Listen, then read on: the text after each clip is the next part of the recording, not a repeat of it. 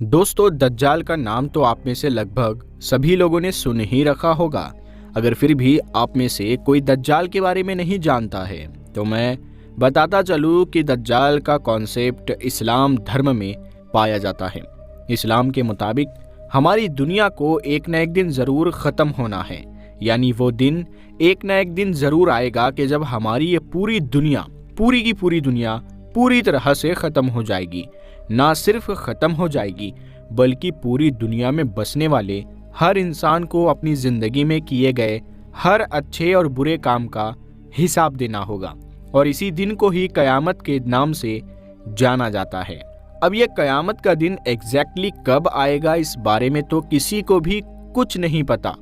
لیکن ہاں، اسلام دھرم کی بڑی بڑی کتابوں میں کچھ ایسی چیزیں ضرور مینشن کی گئی ہے کہ جن چیزوں کے کمپلیٹ ہونے کے بعد ہی قیامت آئے گی۔ حدیثوں کی کتابوں میں قیامت کی نشانی کے طور پر مینشن کی گئی بہت ساری نشانیوں میں سے ایک بڑی نشانی ایک دجال کا آنا بھی ہے۔ یعنی یہ مانا جاتا ہے کہ ہماری دنیا کے بالکل آخری دور میں اور قیامت آنے سے پہلے ہماری دنیا میں دجال آئے گا۔ دجال نام کا یہ فتنہ کتنا زیادہ خطرناک ہوگا، اس بات کا اندازہ آپ لوگ اس بات سے لگا سکتے ہیں کہ اس خطرناک فتنے سے نہ صرف پیغمبر حضرت محمد صلی اللہ تعالیٰ علیہ وسلم نے ہی اپنی امت کو خبردار کیا ہے، بلکہ ان سے پہلے آنے والے تمام انبیاء یعنی پروفٹ، انہوں نے بھی وقت وقت پر اپنے تمام لوگوں کو اس خطرناک چیز سے خبردار کیا ہے۔ نہ صرف خبردار کیا ہے بلکہ اسے بچنے کے طریقے بھی بتائے ہیں۔ پیارے دوستو، آپ کو بتاتے چلے کہ دجال نام کا یہ خطرناک فتنہ شیطانی اور دنیاوی طاقتوں سے ہی مالا مال ہوگا، اور انہی طاقتوں کے بل بوتے پر ہی وہ ہماری پوری دنیا میں تباہی مچانا شروع کرے گا۔ لیکن دوستو، آپ لوگوں کو جان کر شاید حیرانی ہوگی کہ قیامت سے پہلے آنے والے اس خطرناک دجال کا ترکی کے ساتھ بھی ایک اہم رشتہ ہے، کیونکہ بڑی بڑی حدیثوں کی کتابوں سے یہ بات کلیئر ہوتی ہے کہ ترکی اور دجال کے بیچ ایک رشتہ ہے۔ اب یہ رشتہ کیا ہے، یہی سب کچھ آج کی اس ویڈیو کا ٹاپک ہوگا، اور ساتھ ہی ہم آپ کو یہ بھی بتائیں گے کہ آخر دجال کے ہمارے اس دنیا میں آنے سے ٹھیک پہلے ترکی کے ساتھ کیا ہوگا۔ دراصل دوستو، ترکی کے مشہور شہر استنبول کو کون نہیں جانتا ہے، کیونکہ یہ نہ صرف اس وقت ہماری دنیا کا ایک مشہور بلکہ ایک ایتہاسک شہر بھی ہے۔ قسطنطنیہ یا پھر استنبول نام کا یہ شہر پچھلے ہزاروں سال سے ہماری زمین پر موجود ہے، جس میں سے پچھلے 400-500 سال سے لگاتار یہ مسلمانوں کے خلافت عثمانیہ کی راجدھانی بھی رہا تھا۔ آپ کو بتاتے چلے کہ حدیثوں کی کتاب میں دجال سے ریلیٹڈ اسی شہر کا ہی ذکر کیا گیا ہے۔ صحیح مسلم کی ایک حدیث ہے کہ جو سیدنا حضرت ابو ہریرہ رضی اللہ تعالیٰ عنہ سے روایت ہے، جس میں پیغمبر حضرت محمد صلی اللہ تعالیٰ علیہ وسلم نے اپنے ساتھیوں یعنی صحابیوں سے فرمایا، تم نے سنا ہے ایسا شہر کہ جس کی ایک جانب خشکی ہے اور ایک جانب سمندر ہے؟ ان کے ساتھیوں یعنی صحابہ نے کہا، یا رسول اللہ صلی اللہ تعالیٰ علیہ وسلم، ہم نے سنا ہے۔ ان کے جواب کا مطلب تھا کہ قسطنطنیہ ہے، جس کو آج کے دور میں ہم لوگ استنبول کے نام سے جانتے ہیں۔ پھر آگے پیغمبر حضرت محمد صلی اللہ تعالیٰ علیہ وسلم نے فرمایا کہ قیامت قائم نہ ہوگی تب تک جب تک کہ اس شہر کو حضرت اسحاق علیہ السلام کی اولاد کے 70,000 لوگ فتح نہ کر لیں، لہٰذا جب وہ شہر کے پاس آئیں گے تو اتر پڑیں گے، اور نہ ہی وہ ہتھیار سے لڑیں گے اور نہ ہی تیر ماریں گے، وہ کہیں گے لا الہ الا اللہ اللہ اکبر، تو اس کی ایک طرف کی دیوار جو دریا میں ہے وہ وہاں گر پڑے گی، پھر دوسری تکبیر کہیں گے تو دوسری دیوار گر پڑے گی، اور تیسری تکبیر میں یہ شہر ہر طرف سے کھل جائے گا، تو یہ شہر میں گھس پڑیں گے۔ لیکن جب یہ مال غنیمت آپس میں تقسیم کر رہے ہوں گے تو اچانک سے ایک چیخنے والا چیخے گا کہ تم لوگ یہاں مال بانٹ رہے ہو اور دجال تمہارے گھروں میں آ چکا ہے۔ تب تک وہ ہر چیز کو چھوڑ دیں گے اور دجال کی طرف لوٹیں گے، آپ کو بتاتے چلے کہ یہ حدیث صحیح مسلم میں موجود ہے اور اس کا نمبر ہے 7333۔ دوستو، اس حدیث میں کچھ ایسی چیزیں مینشن کی گئی ہے جو پچھلی کئی صدیوں سے لگاتار بڑے بڑے مسلم سکالرز کے لیے بھی نہ سلجھنے والی پہلی بنی ہوئی ہے۔ سب سے پہلے بات کرتے ہیں بنو اسحاق کی۔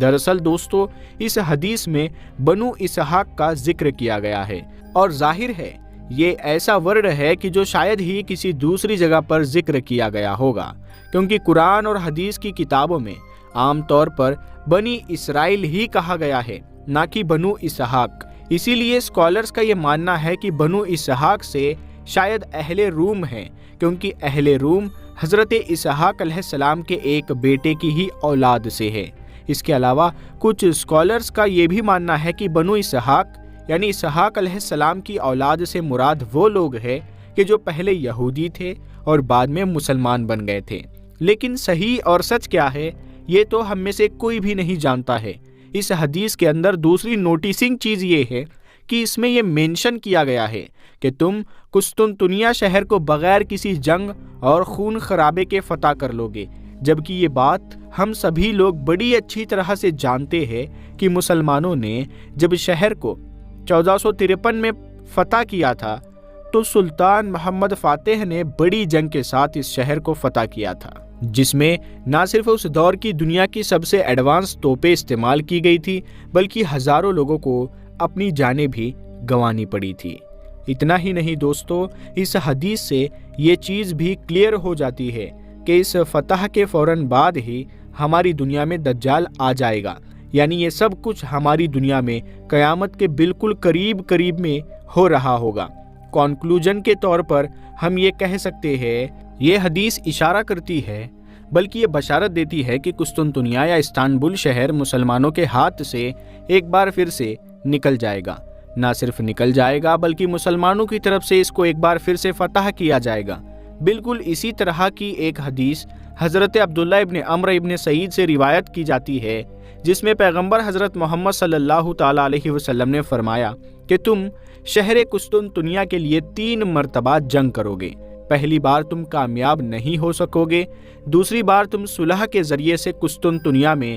داخل ہو جاؤ گے اور یہاں پر اپنی مساجد یعنی مسجدوں کو تعمیر کرو گے، پھر تم تیسری مرتبہ قسطنطنیہ واپس آؤ گے اور اسے تکبیرات کے ذریعے فتح کرو گے۔ اتنا ہی نہیں، پیغمبر حضرت محمد صلی اللہ تعالی علیہ وسلم نے آگے یہ بھی فرمایا کہ جنگ کے دوران 1/3 قسطنطنیہ منہدم ہو جائے گا، جبکہ ایک حصہ جل کر خاک ہو جائے گا اور صرف ایک حصہ ہی تم لوگوں کو مل سکے گا۔ حالانکہ دوستو یاد رہے کہ یہ ایک ضعیف حدیث ہے، لیکن پچھلی والی حدیث کے جو صحیح مسلم میں موجود ہے وہ اس حدیث کی تائید کرتی ہے۔ آپ کو بتاتے چلے کہ جیسا کہ ہم سبھی لوگوں کو بڑی اچھی طرح سے معلوم ہے کہ جب 1453 میں سلطان محمد فاتح نے استنبول اور قسطنطنیہ کو فتح کیا تھا تو اس سے پہلے